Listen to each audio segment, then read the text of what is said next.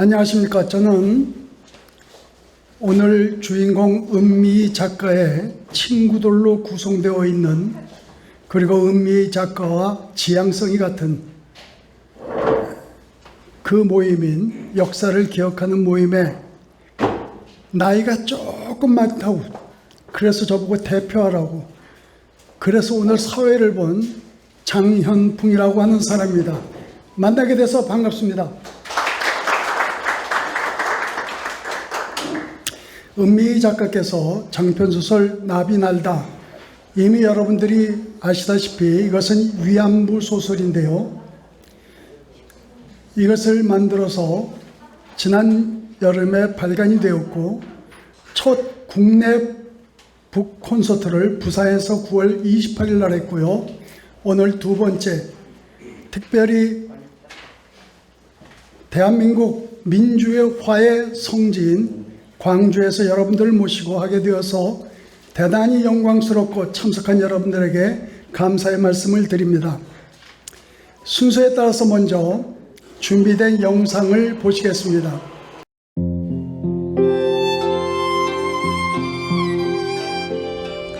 우리는 하루에도 몇 번씩 위안부 관련 기사를 읽습니다. 그런 탓에 누구나 다 위안부에 대해서는 잘 알고 있다고 생각합니다. 하지만 그분들이 왜 위안부가 됐고 위안부 생활을 했는지, 그리고 그 내밀한 생활에 대해서 속속들이 아는 사람은 별로 없습니다. 저도 사실 이 글을 쓰기 전까지는 그분들의 삶을 잘 몰랐습니다. 어느 날 인터넷을 하다가 한 충격적인 사진을 보게 되었습니다. 한 할머니가 자기의 부끄러운 과거를 고백하고 있는데요. 그 할머니의 몸에는 그 문신이 정말 빼곡히 그림처럼 그렇게 들어있었습니다. 그 문신은 일본군이 남긴 문신인데요. 그 할머니는 자신의 부끄러운 과거를 고백하면서 위안부에 대해 진실을 알아달라고 저희들에게 호소하고 있었습니다. 저는 그래서 그분들의 삶을 들여다보고 싶었습니다. 그분들이 왜 그러한 삶을 살게 되었는지, 그분들의 삶은 어떠했는지 궁금했습니다. 그래서 위안부 할머니들이 남긴 증언집을 구해서 읽었는데요. 읽는 내내 그 참혹함과 그 실상에 대해서 분노했습니다. 정말 그 내용은 우리가 상상할 수 없을 정도로 잔인하고 참혹하기 그지없었습니다. 저는 그 내용을 보면서 인간이 뭔지, 인간은 어디만큼 잔인해질 수 있는지 다시 한번 생각해보는 계기가 되었습니다.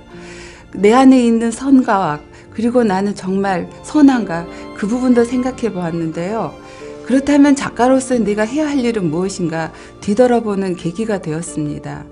간혹 역사는 기억하는 사람에 따라서 진실이 뒤바뀌는 경우가 있는데요.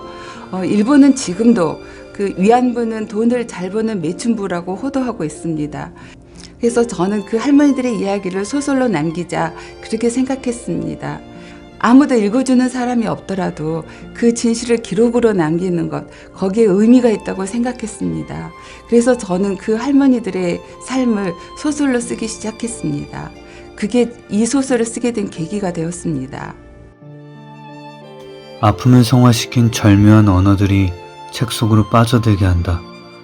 잊고 싶지만 잊을 수 없고, 잊어서도 안 되는 사건들이 파편처럼 날아와 조합을 이루는 구성은 절묘하다. 실타래처럼 엉클어진 세월의 아픔의 매듭을 풀어가듯 흐르는 내용들이 진부하지 않고 기대 속에 이어져 간다. 너무 좋다. 나비날다는 저에게 꼭 이뤄야 하는 숙명 같은 것이었습니다. 이 책은 아이들에게 우리의 정신을 물려주기 위해 꼭 필요한 책이라고 생각합니다. 제대로 된 역사를 알려주어 동영상 사이트에서 일어나고 있는 역사 왜곡과 일본이 행했던 극악무도한 전쟁 미화, 피해자라는 주장들을 바로 알려주고 싶습니다. 부끄러운 역사도 귀감이 되어야 한다. 어떤 일들은 결코 잊어서는 안 된다. 나라를 망국으로 이끌고 이 땅의 딸들을 지키지 못한 아픔을 우리 모두의 뼛속 깊이 새겨야 한다. 과거를 망각하고 왜곡하려는 일본인들의 한심한 작태를 탓하기 전에 우리 자신도 반성의 계기로 삼아야 한다. 거짓에 속아 끌려간 곳에서 인간이길 포기당하고 금수보다 못한 그냥 보급품으로 여겨진 소중한 삶들이 너무 가슴 아프다. 부모로부터 떨어져 국가의 보호도 없이 믿고 의지할 것 없는 곳에서 극악하고 잔인한 일본군에게 모든 것을 뺏겨버린 삶을 읽으며 참담함을 금치 못하겠다. 눈앞에 그려지듯 생생한 표현이 실감나면서도 이 이야기가 사실이라는 것이 마음이 쓰리고 아픕니다. 진짜 이야기라 더 읽어야만 하는 것 같아요. 끝까지 살아남은 순분의 회환스러운 고백을 통해 먼저 간 많은 소녀들을 기억하고 위로할 수 있도록 이 이야기가 널리 알려졌으면 좋겠다. 은미 작가님의 나비 날다는 우리의 아픈 과거와 진실을 담고 있습니다. 작가님의 바람처럼 이 책을 통해서 예쁜 나비가 훨훨 날아가듯이 우리의 아픈 역사가 아름답게 승화되기를 간절히 바라봅니다.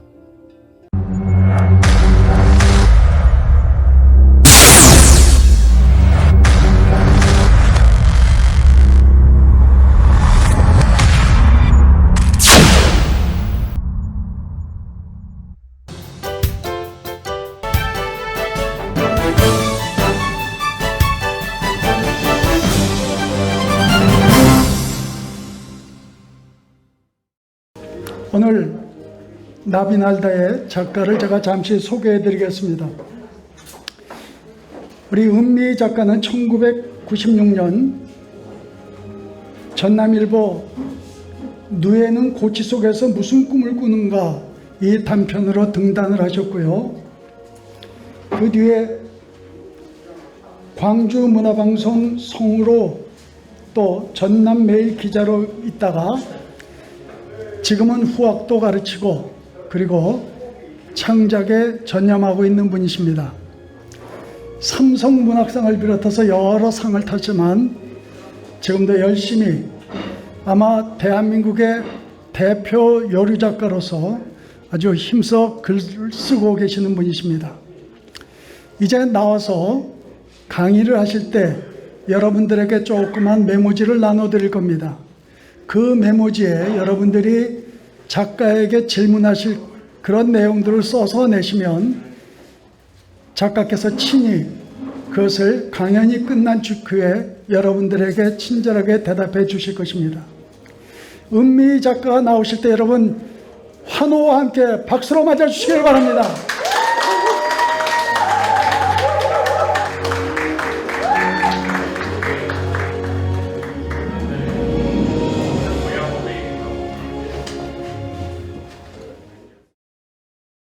아까 이렇게 소설을 쓰게 된 계기라는 그 영상을 통해서 아셨겠지만, 사실 제가 이거를 쓰기 시작한 시기가 2013년도에 쓰기 시작했습니다. 2013년도.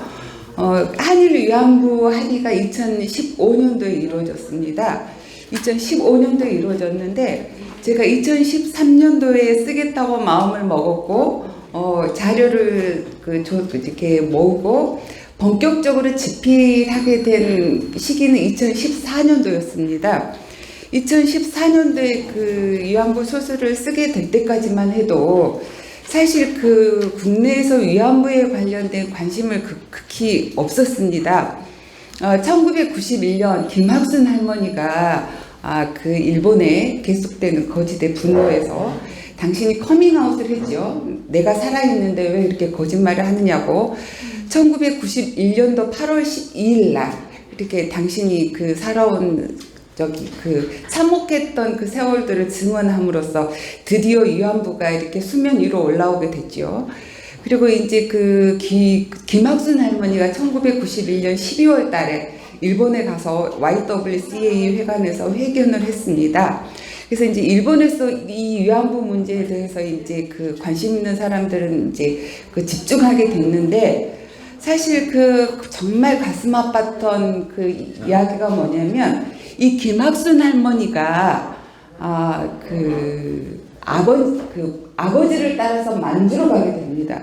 근데 이 김학순 할머니의 아버지가 독립군이에요. 독립군 활동을 하다가 만주에서 그만 일본군에 돌아가셔요. 그러니까 가장이 없는 가족들은 얼마나 참혹한 세월을 살 수밖에 없었죠. 그래서 이 김학순 할머니가 이제 어찌됐든 돌아가신 아버지를 대신해서 가장의 책임을 져야 됩니다. 그래서 당시에 정말 전쟁통에 이 소녀가 가족들을 먹여 살릴 수 있는 길은 하나밖에 없었어요.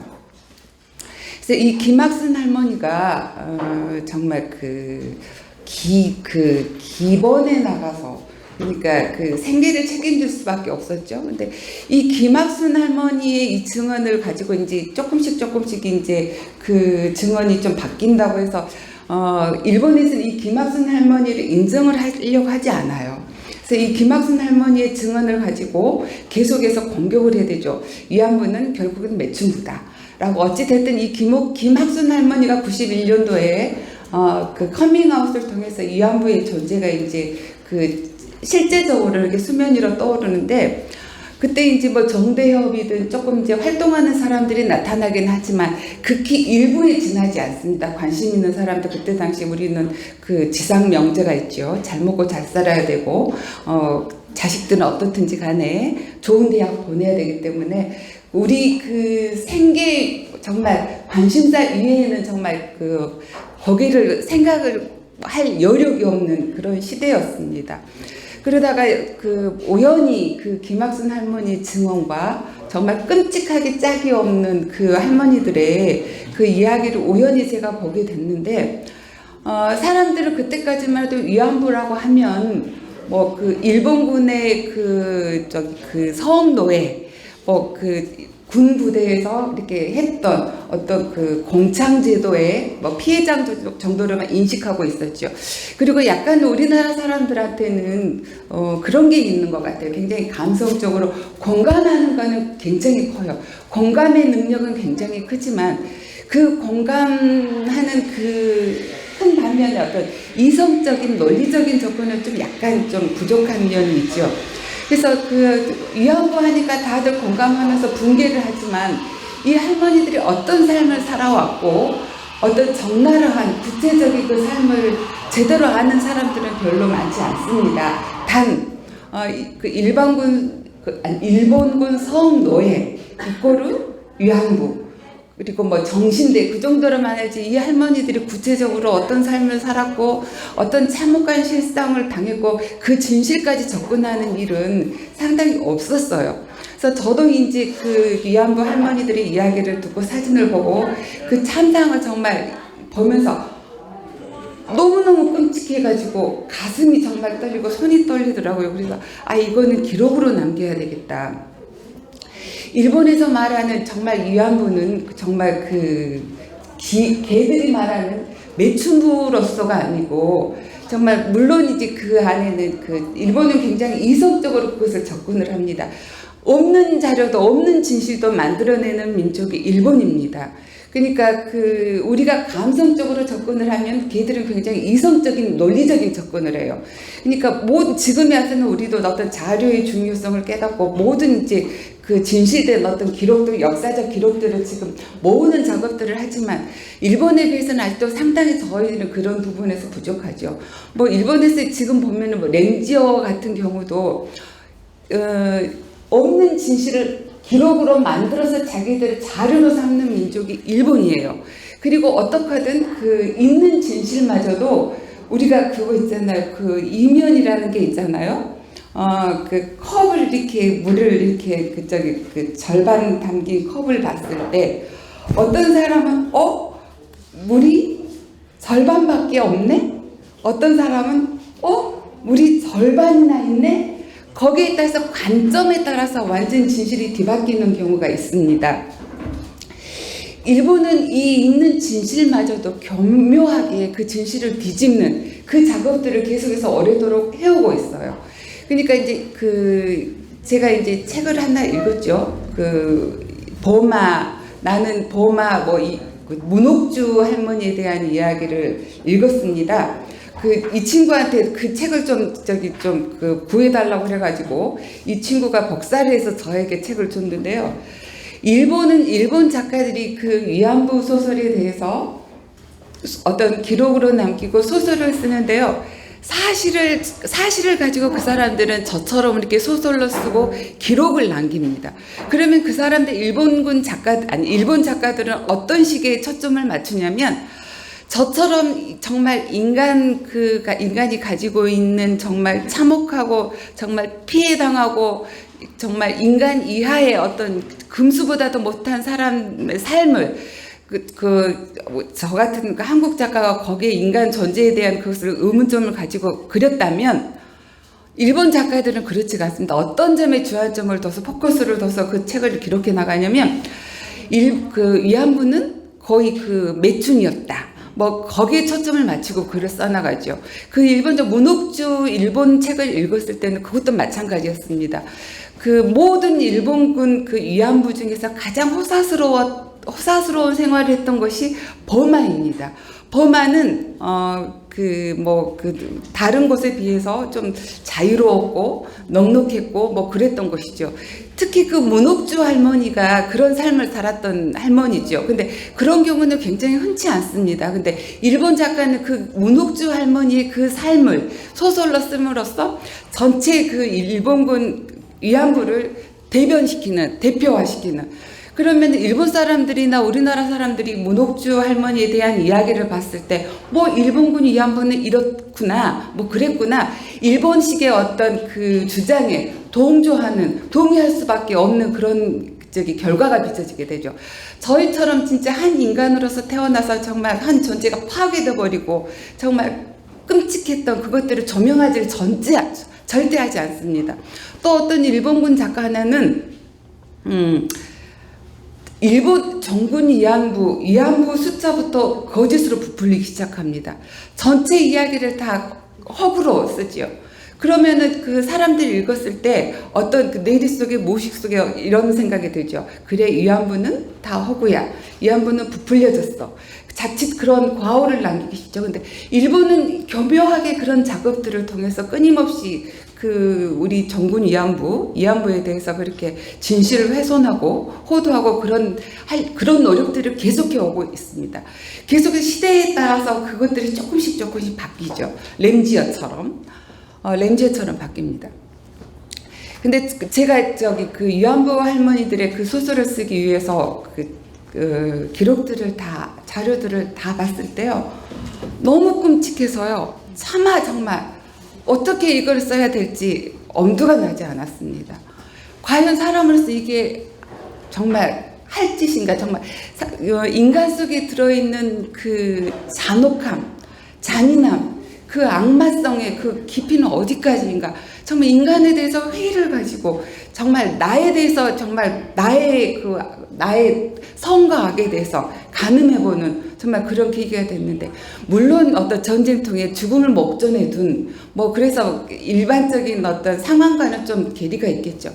하지만 우리가 익히 보면 전쟁통에서도 전후에 인간애가 꼽히는 경우가 많지 않아요? 쉰들러 리스트 같은 경우는 정말 죽음 앞에 선 사람들을 구해내는, 그리고 정말 전쟁 영화가 지금까지 살아남을 수 있었던 거는 바로 전후에 인간애가 있었기 때문에 그 전쟁 영화는 정말 수십 년이 지나고 정말 언제까지 매력적인 어떤 소재로 통용이 되는데, 정말 그럼에도 극한 상황에서 인간애는 있기 마련이고 전후에는 있기 마련인데, 위안부 할머니들에 대한 그 인간애나 전후에는 어디서든 찾아볼 수가 없었습니다. 너무 끔찍했어요.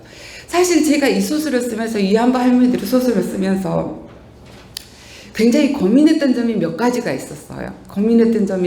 있었는데, 첫째, 과연 그 할머니들의 이야기를 소설로 쓸 때 어디까지 허구로 담아낼 것인지. 그러니까 소설은 결국에는 어떤 허구를 작가의 상상력을 통해서, 그러니까 허구죠. 상상력을 통해서 이야기를 구성해 나가고 소설에 나가는 방식이 소설인데, 이 할머니들의 이야기를 작가의 상상력을 더해서 어떻게 소설로 만들어 나간다는 것이 용납할 수가 없더라고요. 제가 너무나 끔찍해서 제가 자칫 이 할머니들의 이야기에 작가의 상상력을 더해서 쓴다는 거는 이 할머니들이 그렇게 겪었던 이 너무나 정말 참혹했던 그거를 내가 스스로 지워 없애는 어떤 지우개로 일정 부분을 없애는 일본의 주장에 어느 정도 동조하는 그런 일이 될 것 같다는 생각이 들더라고요. 그래서 이래서는 안 되겠다. 정말 그 사관의 입장으로 절대 빼거나 내 생각을 어줍지 않은 작가의 어떤 그런 그 생각을 더하지 말자. 있는 그대로 할머니들의 증언을 바탕으로 그냥 써내려가자. 그냥 소설적 구성만 하자. 작가의 허구나 상상력 넣지 말자. 그렇게 생각을 하고 써내려갔습니다. 그래서 이 소설 안에 들어있는 모든 에피소드들은 제 그 허구가 빚어낸 상상력이 빚어낸 허구가 아니라요. 정말 다 100% 사실입니다. 근데 사실 그 기록들을 보면요. 이보다 더 끔찍한 일들이 더 많습니다. 근데 차마 정말 인간이 정말 더 잔인해지면 안 될 것 같아서요. 어떤 제가 상한선을 뒀습니다. 여기서 더 벗어나지 말자. 인간이 인간으로서 정말 회의하게 만들지 말자. 여전히 인간으로서 꿈꿔야 될 어떤 인간의 어떤 사랑, 가치를 품게 요지를 남겨두자 해서 더 끔찍한 것 정말 다 못 썼습니다. 사실 그 기록들을 보면요. 하나만 제가 여기 들어있지 않은 그 기록 가운데 더 얘기를 하자면 이 위안부 할머니들은 일본군에게 있어서 어떤 자기들의 억압된 아니면 죽음 앞에서 공포의 어떤 분풀이나 해소나 어떤 그런 대상이었을 뿐입니다. 아이들이 어떤 분노에 차서 인형들을 이렇게 하듯이 이 살아있는 개들한테는 살아있는 인형일 뿐이었죠. 오히려 더 반항하고 피가 펄펄 끓는, 그러면서 오히려 더 자기들의 어떤 그런 것들을 가해하고 자기들의 어떤 분노를 이렇게 확인할 수 있고 해소할 수 있는 도구였을 뿐이죠. 이 책에는 들어있지 않지만 이런 내용이 있습니다. 증언 가운데. 이렇게 나오라 그래가지고 한 명을 이렇게 목을 쳐라. 목을 치면 그 목을 들어서 이렇게 싸고 팔을 잘라라고. 팔을 잘라서 이렇게 싸고 다리를 그렇게 아주 사지절단을 아주 난도질을 해서 그걸 따로 하는 경우도 있고요. 아주 제가 항상 그렇게 그 얘기를 할 때마다 그때 가슴이 떨려서 막 말이 이렇게 그러는데요. 차마 지금 제가 일부러 이렇게 전해드릴 수 없을 정도의 끔찍한 일들이 많습니다. 물론 이제 전체적으로 문신을 하거나 책에 보시면 너무 참혹한 내용들이 많이 있어서 여러분들한테 제가 참 죄송하다는 말씀을 드리고, 제가 정말 제가 아시는 분, 좀 멘탈이 약하신 분들한테는 책을 안 드렸습니다. 그리고 보시지 말아야겠습니다. 죄송하다고. 정말 정서에 안 좋다고. 그리고 제가 이 글을 쓰면서 굉장히 많이 사실 또 아팠어요. 이 글 쓰고 나서 2년 동안은요. 건강이 너무 나빠져서 그 건강을 추스리는데 시간이 많이 걸렸고요. 사실은 이 얘기가 중구난방으로 가는데요.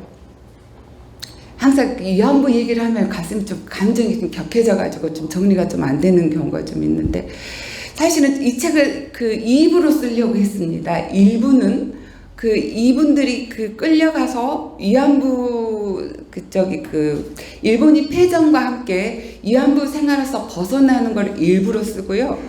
2부는 위안부에서 벗어나서 이후의 삶까지를 2부로 쓰려고 했습니다. 근데 그렇게 일부를 쓰면서 제가 건강을 너무 많이 잃어가지고요. 2부를 도저히 쓸 수가 없었습니다. 사실은 2부가 도저히 쓸 수가 없었고요.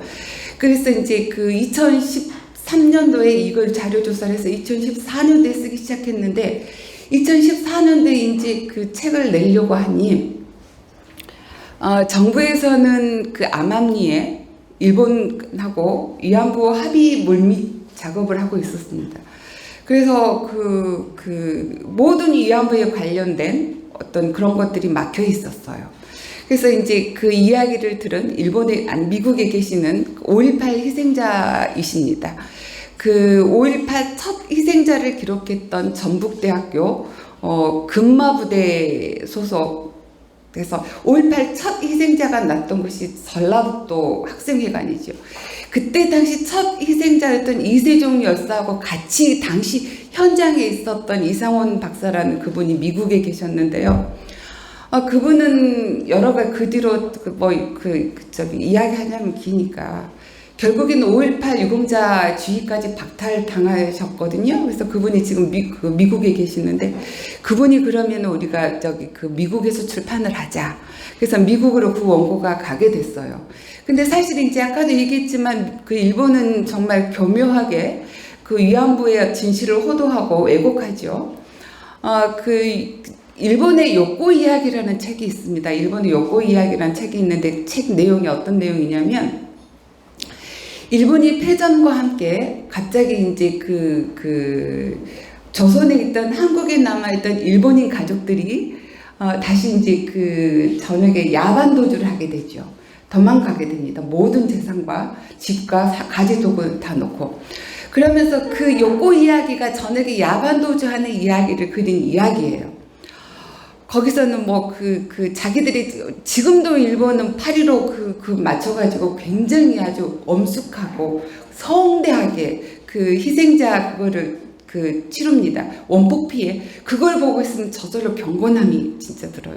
자기들이 가해자이면서도 일본은 철저히 피해자 행세를 하죠. 그거 보고 있으면요. 야, 정말 일본이 정말 안쓰럽구나, 안타깝구나, 그런 마음이 들게끔.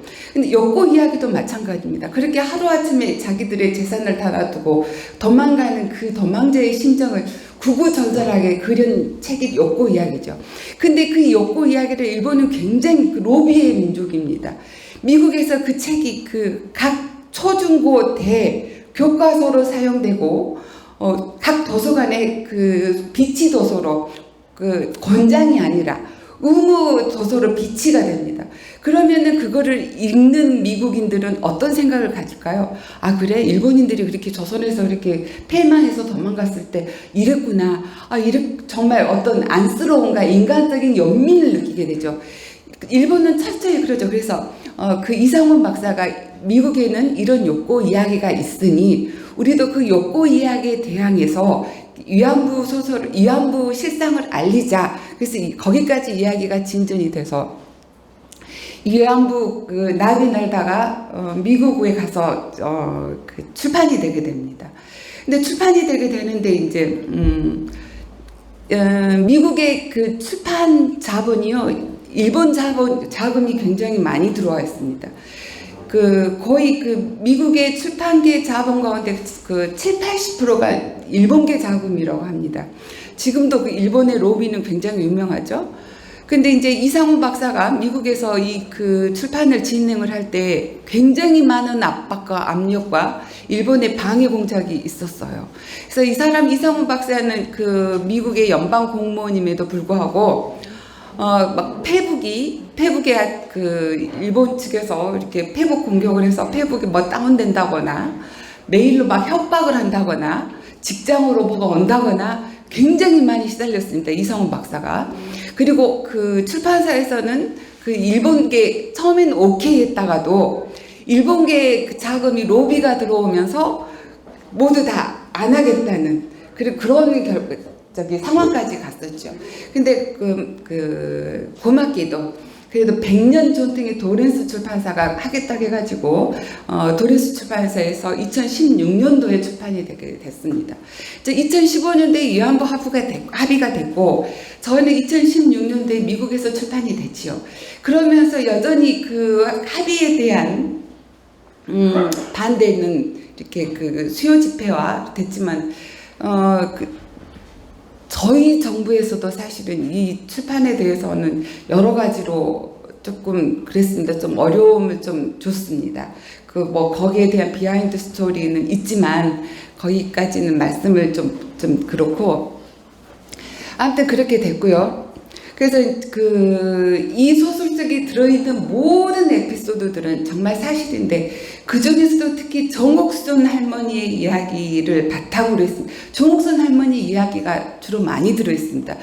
정옥순 할머니의 이야기는 이 할머니가 중국 해산에서 그 위안부 활동을 생활을 하셨는데 특히 거기서는 너무 끔찍해서 이 내용의 80%가 그 할머니의 이야기입니다. 그리고 혹시 책을 미리 읽고 오셨던 분들은 아시겠지만 그 모판을 굴러서 살이 너덜너덜해져서 결국에는 죽음에 이르러서 나중에 맛있는 고깃국이 나왔는데 그 고깃국이 같이 위안부 였던 그 친구의 걸로 끓였던 그 국이라는 그건 100% 사실입니다. 그것도 제가 순화해서 썼습니다. 그 모판에 그 300개의 못을 박아가지고 그 위로 구르라고 했는데 그 할머니가 아주 그 디테일하게 묘사했던 그 부분까지는 차마 제가 쓸 수가 없었습니다. 너무나 디테일해서요. 이거는 인간으로서 가지고 있는 고아한 인간이 지켜야 될 그것까지 제가 파괴하는 것 같아서 차마 쓸 수가 없었습니다. 아무튼 그래서 1991년 그렇게 김학순 할머니가 세상에 나오게 되면서 일본에서도 1991년 12월 달에 이 할머니가 인터뷰를 하면서 세상에 나오게 됐죠. 근데 이제 그때 다시 아사히 신문 최근 들어서 얼마 전에 아사히 신문 이 위안부 할머니의 기사를 다뤘던 아사히 신문사의 그 기자가 표적이라는 단편 소설 단편 영화를 통해서 주목이 됐더라고요. 그때 이 아사히 신문 기자가 이 김학순 할머니의 기자회견 내용을 아사히 신문에 실었습니다. 근데 실었는데 구구절절히 다 썼겠어요? 안 썼죠. 근데 그 뒤로 이 아사히 신문 기자가 구구 세력으로부터 살해 협박을 받고 결국에는 떠날 수밖에 없는. 그리고 가족들 정말 철저하게 도망 다녀했던 이 아사히 신문 기자가 지금까지도 그리고 신문사도 그만두고 일본은 지금까지도 굉장히 철저히 자기도 국익에 대해서 반대하는 사람들에 대해서는 철저히 응징을 하는 정말 그런 놀라운 그런 집중력과 그런 것들을 보이고 있죠. 그러면 제가 이 소설을 통해서 정말 저희가 반성하고 앞으로 여러분들한테 당부드리고 싶고 이 소설이 또 가지고 앞으로 나아가야 될 어떤 가치나 그런 것들을 좀 말씀을 좀 드리고 싶다는 생각이 듭니다. 일본은 이런 게 있어요. 다 아시겠지만 거짓말도 100번 하면 진실이다. 이 사람들은 끊임없이 동호 반복을 합니다. 지치지 않고 해요. 지치지 않고 합니다. 한 번 했으니까 이게 되겠지, 알아주겠지, 아닙니다. 이 사람들은 끊임없이 해요. 램지어 있죠. 앞으로 제2, 제3, 제4의 램지어가 계속 나올 겁니다. 우리는 그런 게 굉장히 그런 대응적인 부족합니다. 그래서 저희는 위안부 소설도요, 끊임없이. 왜냐면 저희는 한 번 해버리면은 그걸로 끝나는 경우가 있는데요. 그러면 그 역사는 그대로 멈춰버릴 수가 있어요. 박제돼 버리거나. 끊임없이 빠르게 변화하는 세상에서 그거는 저기 뒤에 있는 죽은 그런 옛날 역사적인 하나의 사건으로밖에 되지 않습니다. 끊임없이 저희들 재생산하고 상기하고 해야지 그거는 살아있는 역사로 저희가 끊임없이 대응해 나갈 수가 있습니다. 그래서 여러분들 위안부도 옛날 사건이라고 생각하시지 마시고 끊임없이 이렇게 상기하고 우리가 잊지 말았으면 좋겠고요. 또 제가 위안부 소설을 쓰고 싶었던 이유 가운데 하나가 저희는 과거 역사를 이야기하면서 과거 선조들을 참 비난합니다. 환양료 또 피로인 저희 임진왜란 일본군들한테 잡혀갔던 조선인들 노예죠. 근데 그 사람들이 다시 조선으로 데리고 왔을 때 누구 하나 책임져 주는 사람이 없었습니다. 그 사람들은요, 데리고 와서요, 그 여자가 이쁘면 남편을 죽이고 자기 첩으로 삼거나, 아니면 일본에서 데리고 와서 노예로 삼거나, 종으로 삼거나, 그렇게 했습니다. 그러니 그 이야기를 들은 노예로 잡혀갔을 때 일본의 조선인들이 그 이야기를 듣고 조선으로 돌아오지 않습니다. 환양녀도 마찬가지입니다. 저희들이 그때 그 병자호란 때나 그때 잡혀갔던 조선의 처녀들을 데리고 왔을 때 철저히 그 처녀들은 조국으로부터 버림받았죠. 그러면 저희들은 그 환양녀나 그 피로인들에 대해서 우리 선조들을 비난을 했지만 과연 우리는 거기서부터 비난을 면할 수 있는가 생각하면 저희들도 마찬가지였죠.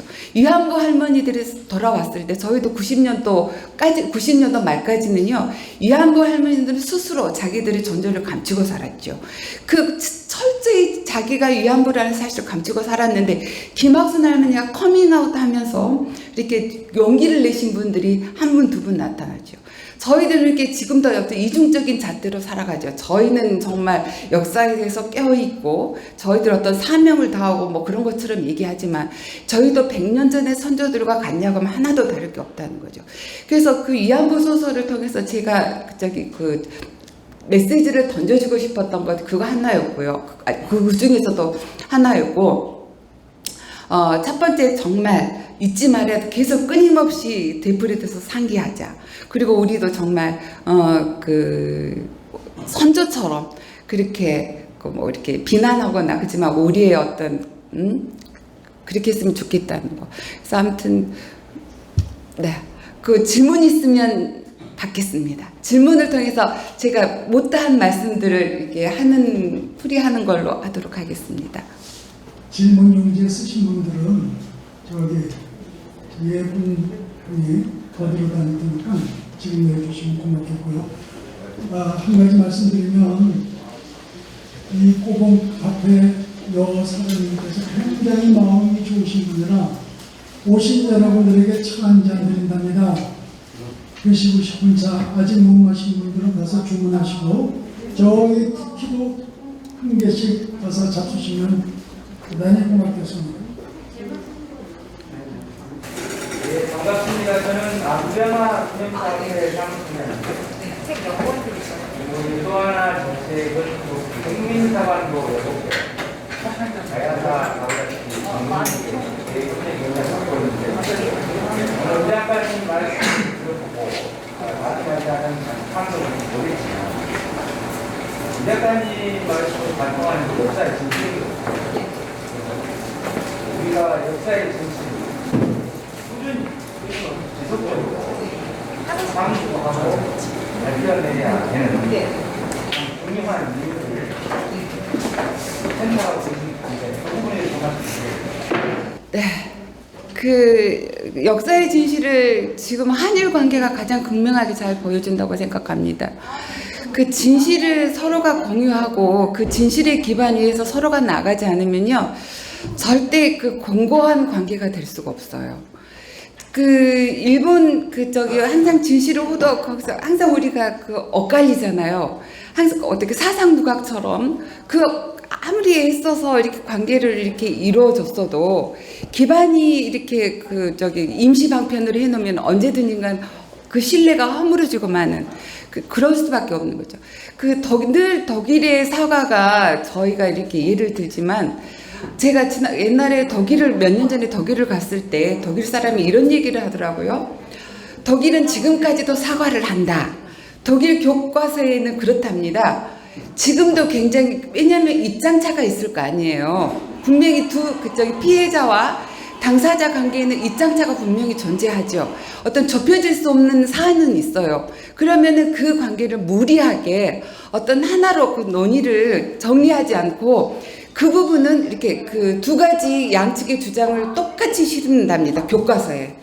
그래가지고 그 언젠가는 그게 이렇게 합의가 될 수도 있고, 그래서 그거는 좁혀지지 않은 이견인 경우는 교과서의 그 이견을 독일 측 입장, 주장 뭐 피해자의 입장 그렇게 두 가지 가고 계속해서 끝까지 그쪽이 한답니다. 그러니까 독일은 지금 그 폐허 속에서 일본과 독일의 같은 독일은 폐허 속에서 그 끊임없이 사과를 하고 자신들의 과오를 인정했기 때문에 지금 신뢰받는 국가로 당당히 선진국으로 정말 어떤 리더로서 갈 수 있지만 일본은 지금까지는 어떻게 잘 해왔지만 지금 이렇게 보면은 일본의 그 저기 하나둘 자기 미화했던 부분들이 정말 그 해외에서도 그 진실을 알기 시작하면서 일본에 대해서는 굉장히 그 신뢰가 깨지기 시작하는 그래서 그 신뢰 관계는 굉장히 중요하다고 생각합니다. 한일 관계를 보면서 극명하게 그게 보여주고 있다고 생각합니다. 네. 그리고 그 참혹했던 부분은 아까 제가 이야기했죠. 살아있는 사람 목을 쳐라. 목을 치면 그거 쏴서 이렇게 하고 팔을 잘라라. 거의 그 뭐 로봇 조종하고 그거를 정말 이렇게 잘라지는 그거 보면서 쾌감을 느끼는 거죠. 그 일본군 장교가 정말 끔찍하게 짝이 없는 그런 일들을 숱하게 저질렀고요. 그 2016년 미국 출판, 2021년도 한국 출판 6년이라는 세월 동안 왜 그렇게 오래 걸렸냐고 했는데요. 2016년도에 미국에서 출판이 되고 2015년도에 위안부 합의가 되면서 그 위안부의 관심이 들불처럼 일어났습니다. 대한민국 그 결정에 반대를 해서 그때 아주 그 폭증을 해가지고요. 그 많은 작가들이 사실은 이제 위안부에 대해서 쓰기 시작했어요. 뭐 귀향이라는 영화도 나오고 뭐 그 시도 나오고 뭐 소설들이 굉장히 많이 나왔어요. 제가 쓸 때는 위안부에 대한 그런 소설이 없어서 작가로서 이거는 꼭 남겨야 된다 뭐 책임감과 의무감에 썼지만 그 이후 2010년도 이후에는 좀 판도가 지형이 바뀌었어요. 굉장히 많이 나와서 아까 제가 막 계속 재생산해야 된다고 했지만 갑자기 어떤 그 본물처럼 나와서 굳이 내가 거기다가 더 안 해도 되겠구나. 그리고 사실 2016년도에 쓰고 굉장히 제가 많이 아팠고요. 그 정말 그 잘린 그 작가의 말 썼지만 그 잘린 바늘끝이 수천 개의 바늘끝이 제 몸속을 타고 다니면서 저를 찔러대는 것처럼 아파서요. 도저히 쓸 수가 없었어요. 그 수정을 해야 되는데요. 그걸 쓰면요. 너무 몸이 아파서 쓸 수가 없었어요. 그래서 6년이라는 세월이 지나고요. 저는 사실은 제가 국내 출판은 못할 수도 있겠다라고 생각했는데 이분들이 하도 독려해서 이분들을 응원으로 그 한국 출판을 하게 됐어요. 그래서 이분들이 계셔서 한국 출판이 가능했다는 말씀을 드립니다.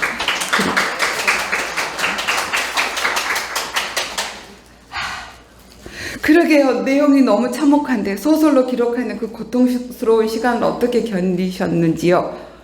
그렇죠. 그래서 제가 결국엔 2부를 못 썼다고 말씀을 드렸는데 사실 2부에 제가 쓰고자 했던 인간에 대한 가치, 인간이 뭔지, 인간의 선과 악의 핵심 가치가 사실은 2부에 담길 예정이었어요. 근데 지금도 사실은 엄두가 안 나요. 2부를 어떻게 쓸까? 다시 또 쓰면 그때 그 아픔이 너무 힘들 텐데. 아무튼 그래도 몇 년 동안 몸을 좀 추스려서 이 정도로 사람 몰골을 하고 있습니다. 근데 아무튼 그때는 너무 끔찍했어요. 너무 아팠어요. 무슨 말씀이세요? 부산에서 약속했잖아요. 네, 그래서 아무튼 너무 아팠다는 말씀 드리고요. 아무튼 2부에 쓸 수 있는 그 기운을 여러분들이 주시면 쓰도록 한번 해보겠습니다. 네, 감사합니다. 네. 작가님은 책을 쓰실 때 어떤 점이 가장 힘드셨나요? 그 모든 책을 쓸 때는 참 힘든데 이거는 작가의 그 상상력에서 나온 허구가 아니라 실제적인 이야기를 써서요. 그 할머니들이 당했던 그 실제적인 그것들이 그대로 제가 공감을 해서 너무 힘든 거예요. 이 할머니들이 당했던 그 상처와 아픔들이 제가 그대로 당하는 것 같아서 너무 힘들었었어요. 그래서 다른 책도 물론 썼을 때 힘들었지만 이 책은 특히나 그 충격과 그게요, 고통이요, 다른 책에 뭐 그 몇 배라고 말할 수 없을 정도로 이 할머니들이 당했던 그 참혹했던 그것들이 정말 감정이 대리 그걸 정말 제가 고스란히 체험한 것처럼 아팠었어요. 네. 네. 다 질문은 다 된 것 같고요. 네, 그 나비 날다의 제목에 대해서 잠깐. 그 나비 날다는 여러분들 다 아시겠지만 그 나비가 가지고 있는 중의적인 의미죠. 그 요즘 뭐 기호처럼 할머니들이 어떤 나비로 이렇게 나비하면 할머니들이 떠오르는 것처럼 그렇기도 하고요. 또 나비가 가지고 있는 여러 가지 또 있죠. 그 인도에서 이렇게 그 시신을 태우고 나면 뭐 그런 것도 그 나비라고 하기도 하고, 옛날에 우리가 그 어른들이 그랬죠. 나비는 영혼을 인도하는 뭐 그거다. 그래서 나비가 가지고 있는 그 의미는 참 여러 가지죠. 그래서 나비 날다. 제목을 뭐 출판사에서는 좀 바꿨으면 좋겠다고 했는데 제목 가지고 많은 논란들이 있었습니다. 근데 우리가 가장 뭐 나비하면 할머니 바로 나오니까 그냥 이렇게 했고요. 그 제가 설명해 드릴게요. 영어로는요. 지금 yes24시나 그 들어가서 주문을 하는데 float, butterfly라고 쓰시면 16불? 16,000원, 17,000원 이렇게 됩니다. 그러면 금방 배송이 돼요. 책은 좀 달라요. 금방 배송되니까 읽어보시면 또 좋으리라고 생각해요. 열강해 주신 우리 작가님께 박수 한번 쳐드립시오.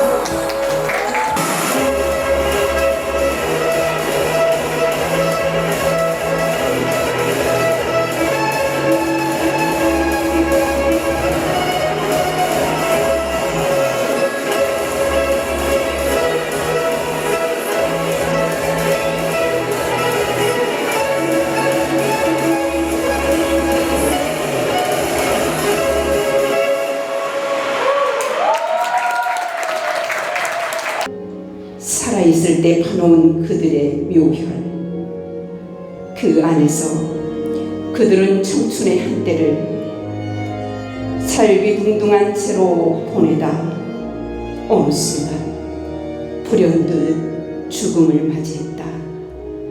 그들은 창호 속에서 유한소에서 그 집보다 저 집요하게 들러붙었다.